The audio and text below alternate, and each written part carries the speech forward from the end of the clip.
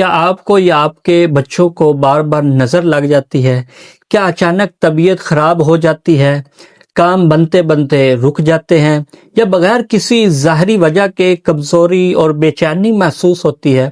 تو آج کی یہ ویڈیو آخر تک ضرور دیکھیں۔ چینل پر نئے ہیں تو چینل کو سبسکرائب کر لیں، کیونکہ آج میں آپ کو قرآن کریم کی ایک ایسی عظیم آیت اور ایک مؤثر دعا بتاؤں گا جو نظر بد سے حفاظت اور اس کے اثرات کے ازالے کے لیے پڑھی جاتی ہے اور نظر بد کو جڑ سے اکھاڑ پھینکیں گی۔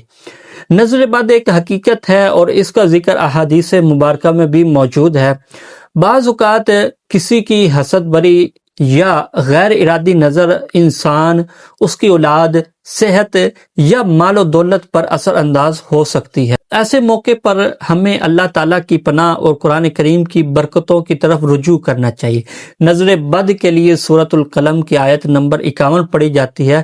وَيَكَادُ الَّذِينَ كَفَرُوا، ترجمہ ہے کہ اور ضرور کافر تو ایسے معلوم ہوتے ہیں کہ گویا اپنی بد نظر لگا کر تمہیں گرا دیں گے جب قرآن سنتے ہیں اور کہتے ہیں کہ یہ ضرور عقل سے دور ہے۔ حضرت سیدنا حسن رضی اللہ تعالی عنہ سے منقول ہے کہ جس شخص کو نظر لگ جائے اس پر یہ آیت پڑھ کر دم کر دیا جائے تو اللہ تعالیٰ کے حکم سے فائدہ حاصل ہوتا ہے۔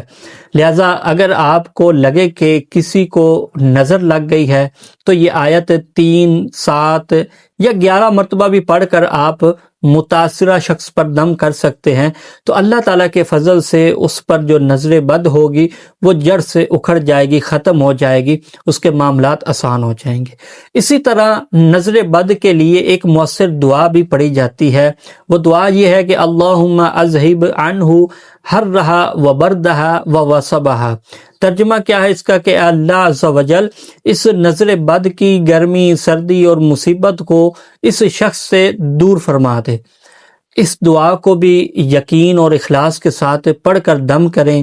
شفا دینے والی ذات صرف اللہ تعالیٰ کی ہے اور یہ آیات و دعائیں اس کی رحمت اور مدد حاصل کرنے کا ذریعہ ہیں۔